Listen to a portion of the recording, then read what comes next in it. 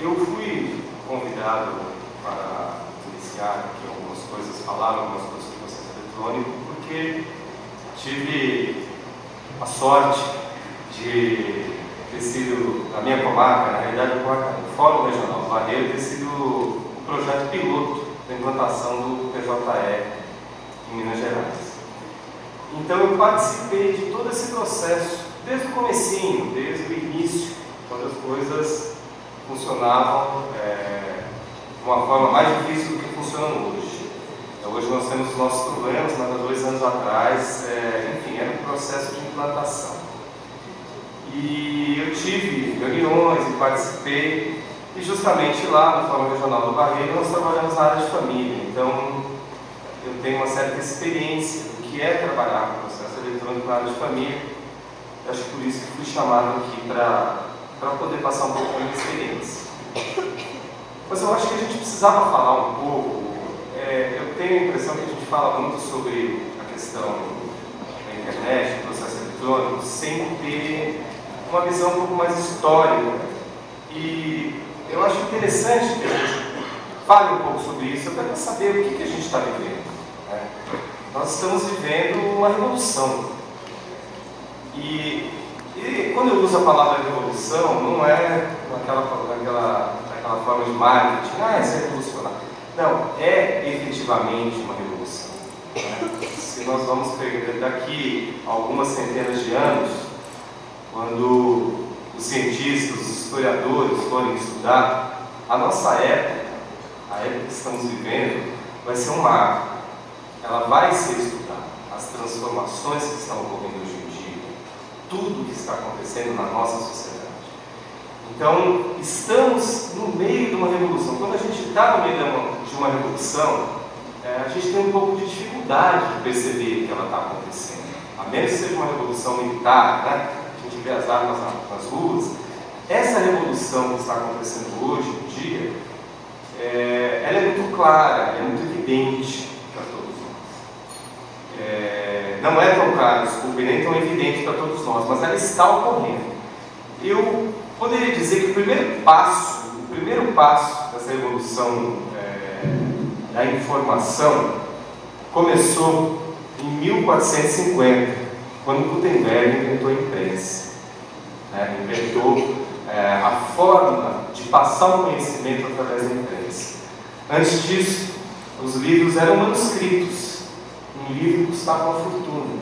Só os muito ricos tinham acesso a livros. E Gutenberg, que era filho de um ourives, que tinha conhecimentos de como mexer com materiais especiais, ele conseguiu criar o tipo móvel.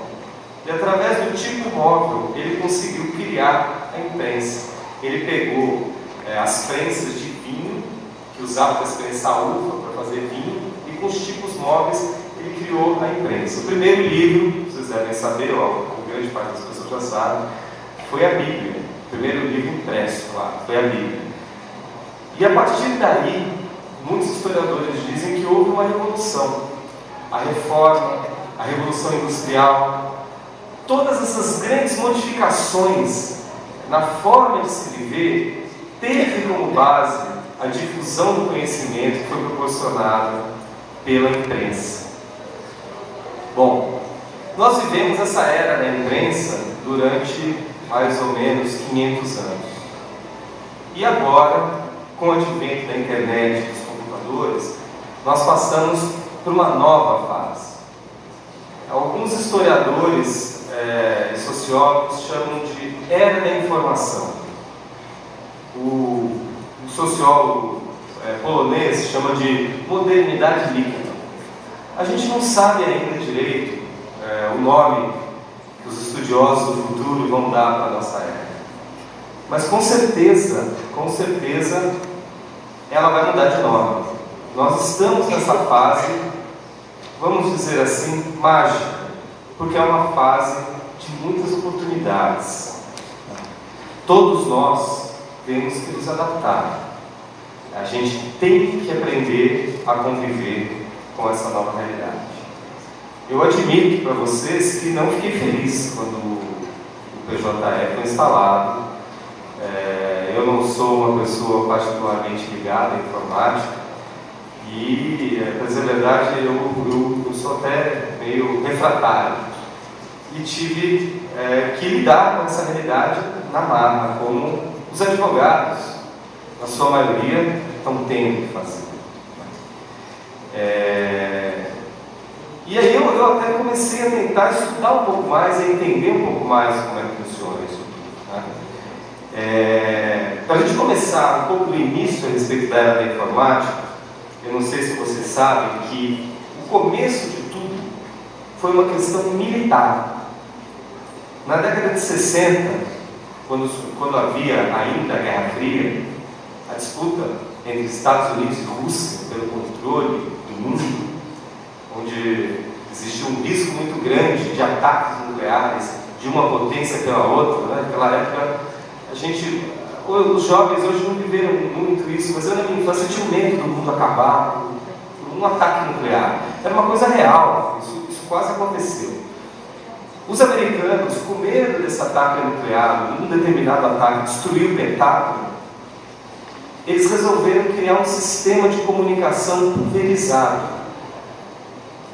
E foi aí que surgiu a primeira ideia de um sistema de comunicação entre os computadores rudimentares que haviam na época, pensando num ataque nuclear russo. É muito engraçado, poucas pessoas sabem que a origem da internet foi essa. Foi um sistema militar americano, né? E tinha um nome diferente, chamava ARPANET. Então, esse sistema rudimentar que foi feito com fins militares para evitar que as informações que haviam no Pentágono se perdessem por acaso, na hipótese de um ataque militar. Você imagina, joga uma bomba nuclear no Pentágono, como é que ficam as informações? Como é que você vai gerir o resto do país militarmente? Eles precisavam pensar numa alternativa, e a alternativa foi criar essa rede rudimentar. Com o fim da Guerra Fria, ou a diminuição da Guerra Fria, as universidades americanas começaram a participar desse sistema. E a primeira universidade a participar desse sistema foi a Universidade da Califórnia. Não é à toa que o Vale do Silício, que é o grande, né, fornecedor de programas e de inovações, fica na Califórnia, né? Então, a Universidade da Califórnia foi pioneira, junto com a Universidade de Stanford. Eu tenho aqui um dado. O primeiro e-mail passado foi em 1969, entre a Universidade da Califórnia e a Universidade de Stanford. Foi o início dessa revolução. Mas houve a Califórnia, para a gente pensar um pouco mais como funciona a internet, né? A Califórnia é famosa nos Estados Unidos por ser um local muito liberal. A contracultura era um berço da contracultura, os hippies, né? A ideia dos hippies que é? Faça você mesmo, né? Você mesmo vai fazer as coisas. Então, a internet, no seu início, teve uma influência muito grande da contracultura americana, desses hippies, que não eram mais tão hippies, e começaram a influenciar a ideia da internet, que é a ideia da difusão do conhecimento sem limitações. Claro que hoje em dia as coisas não funcionam bem assim, mas o início da internet foi baseado nisso. Foi uma mistura entre o militarismo americano, a inovação das universidades, o movimento da contracultura, para ver mais liberdade. Para nós termos uma ideia da velocidade dessa revolução, quando a gente digita algum endereço eletrônico, começa com www, né, que é o World Wide Web, que é o padrão. A World Wide Web foi criada em 1992. 1992, eu estava saindo da faculdade, né, em 93 eu saí da faculdade. E em 2007, isso são dados, em 2007, em 92 foi criada o endereço www, que popularizou a internet. Em 2007, ou seja, 15 anos depois, nós já tínhamos 1 bilhão e 200 milhões de usuários. seja, no espaço de 15 anos, a internet está dominando o mundo, né? A gente não pensa mais no mundo sem a internet. Então, é isso, eu quis no início passar um pouco isso para vocês terem essa exata noção de que a revolução está acontecendo, né? E isso está afetando o dia a dia das pessoas, né? Nós temos a criação de empresas, a fonte de dinheiro e de poder mudou. Hoje em dia, não é mais rico quem tem uma ferrovia, é rico quem tem uma startup de sucesso, é rico quem cria um programa. São mudanças que a gente ainda não sabe direito que caminho vai seguir. A gente não sabe muito bem se essa economia virtual vai gerar realmente algo substancial para a sociedade. A gente tem exemplos do nosso dia a dia que a gente usa, por exemplo, o Uber, que é algo muito interessante. Eu uso o Uber também, de vez em quando. A gente paga menos pelo Uber do que pelo táxi, né? Mas tem custo. A gente acha que as coisas não têm custo, mas tem custo. Primeiro, que mais ou menos 20% do que a gente paga vai para o cara que inventou o Uber, que mora na Califórnia, não fica no Brasil.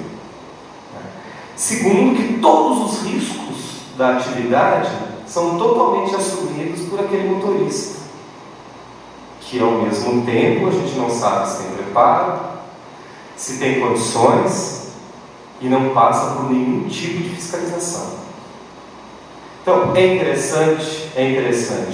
Houve uma mudança muito grande, mas ao mesmo tempo essa mudança, essa desregulamentação que a internet permite, tem que ser pensada, porque existe um custo nisso tudo. Esse motorista um dia vai se aposentar, ou precisa parar de trabalhar. Como é que vai funcionar isso? Vai ser só privado? Ele vai pagar? Se ele sofrer um acidente? Enfim, tem muitas questões que precisam ser regulamentadas, que precisam ser vistas. E o que a gente percebe é que essa revolução tecnológica tem uma tendência a passar cada vez mais atribuições para as pessoas, né? Por exemplo, hoje em dia eu vou no BH Shopping, eu vou pagar o estacionamento, eu tenho que fazer tudo para pagar o estacionamento, né? Eu tenho que me virar para pagar o estacionamento, eu tenho que colocar o cartão, eu tenho que dar o dinheiro, e tem uma máquina lá que resolve o problema do shopping, mas eu tenho que trabalhar para que isso aconteça. Antes tinha um caixa, esse caixa era empregado, ele tinha família, ele tinha filhos. Onde está esse cara agora? São questões que a revolução tecnológica está trazendo para nós, que precisam ser bem analisadas, né? Eu não sou contra nem a favor, até porque quando a gente está dentro de uma maré, né, a maré vem e acabou, ela vai te levar, não tem jeito. Mas eu acho que a gente precisa imaginar que esse mundo tecnológico não é só maravilha, né? Como que nós vamos mexer com essa grande massa de analfabetos digitais? A gente não conseguiu solucionar nenhum problema dos analfabetos normais, né, no nosso dia a dia, e já está surgindo um novo analfabeto, que eu acho que eu me incluo, eu sou um semi-alfabetizado digital, né? E muitos aqui são também semi-analfabetos digitais. Como que a gente vai lidar com essas pessoas todas? Eu posso dizer o seguinte, a gente tem que olhar com muita atenção. A gente não pode simplesmente embarcar nessa achando que está tudo bem. Não tem jeito de voltar atrás, mas esse olhar questionador precisa existir.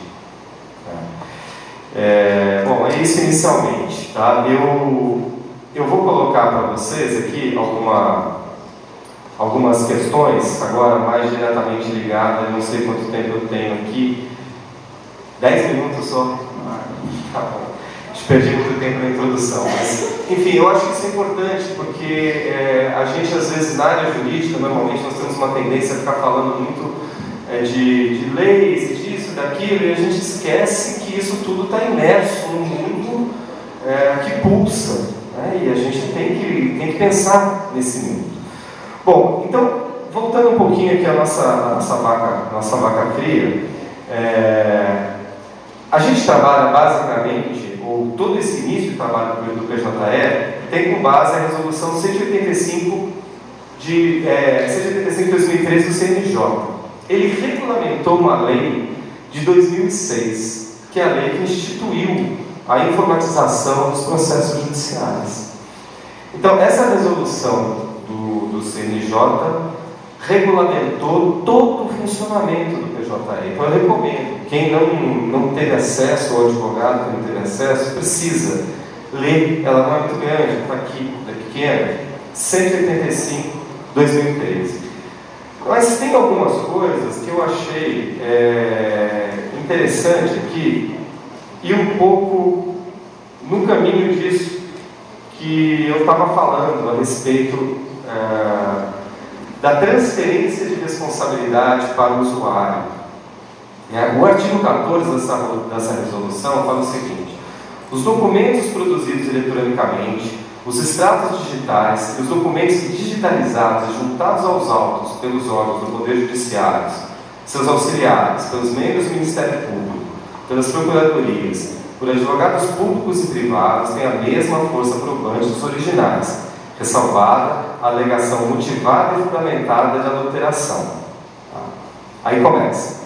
Incumbirá aquele que produzir o documento digital ou digitalizado a realizar a sua juntada aos autos e zelar pela qualidade deste, especialmente quanto à sua legibilidade. Isso era a função do Poder Judiciário antes. Antes o advogado entregava, agora quem juntava aos autos era o Poder Judiciário. E agora passou a ser a obrigação das partes. Isso daqui, eu estava falando aqui da questão da vara da Fazenda Pública, daquele problema com a quantidade de documentos. O parágrafo 2º desse artigo 14 fala o seguinte: os originais dos documentos digitalizados mencionados no caput desse artigo deverão ser preservados pelo seu detentor até o trânsito em julgado da sentença, ou, quando admitida, até o final do prazo para a propositura da ação rescisória. Imagina uma ação rescisória. Até o trânsito em julgado.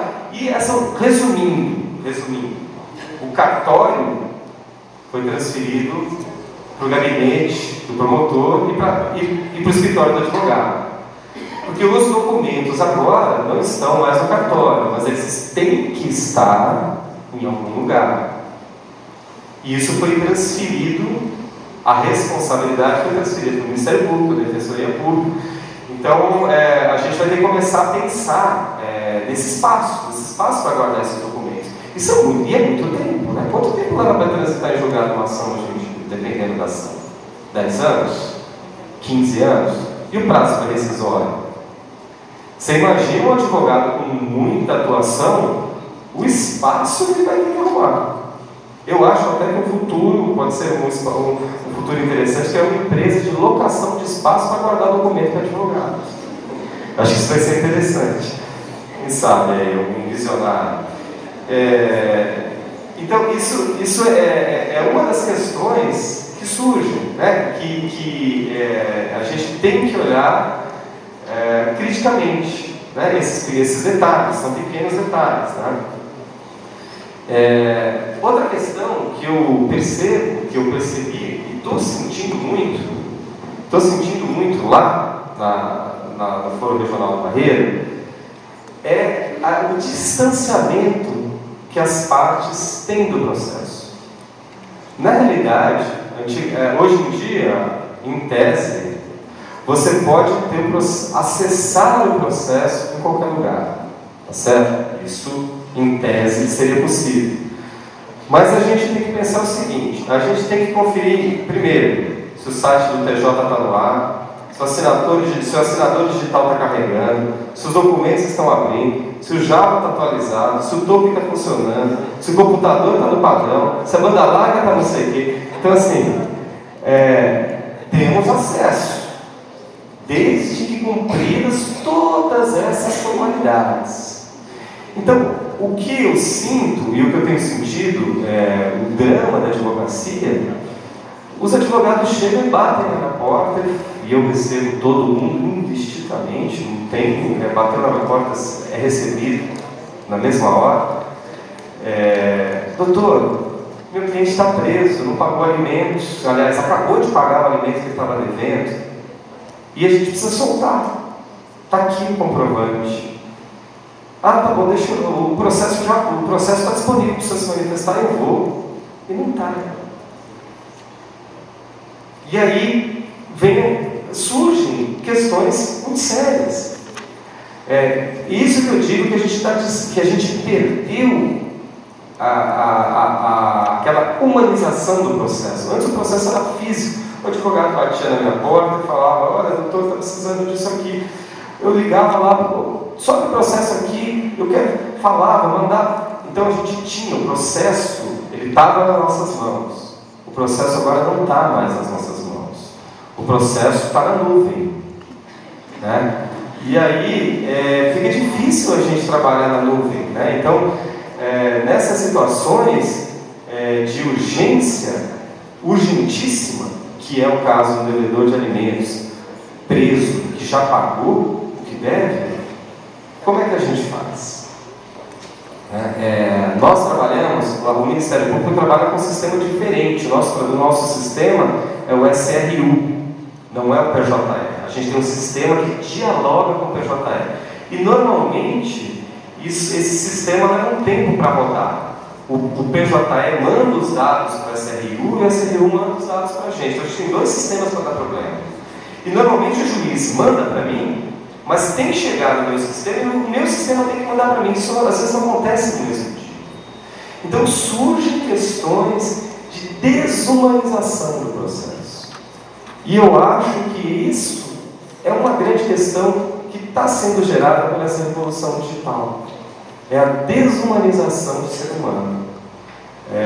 São as crianças que têm dificuldade de se relacionar, os adolescentes, porque só sabem se relacionar pela rede, quando tem que enfrentar uma pessoa cara a cara, não sabem muito bem como fazer. Eu fico imaginando, daqui a algum tempo, esses adolescentes que vão virar advogados, têm que chegar e bater na minha porta e falar: não entendo como o sistema não funciona, porque para eles tem que funcionar, porque eles não viveram fora de outra coisa, né? Então o que eu recomendo aos senhores advogados nesse tipo de caso é o seguinte: quando acontecer isso, né? Aqui fala o seguinte, nessa resolução do CNJ, deixa eu ver aqui exatamente qual que é o artigo.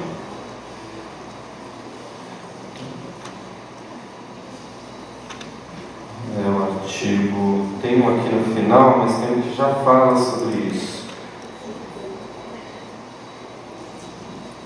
Aqui, é o seguinte: são dos atos processuais. No parágrafo 2º fala: quando por motivo técnico for inviável o uso de meio eletrônico para a realização de citação, intimação, notificação, ou nas hipóteses de urgência, determinação expressa do magistrado, esses atos poderão ser praticados segundo as regras ordinárias, digitalizando-se e destruindo-se posteriormente o documento físico.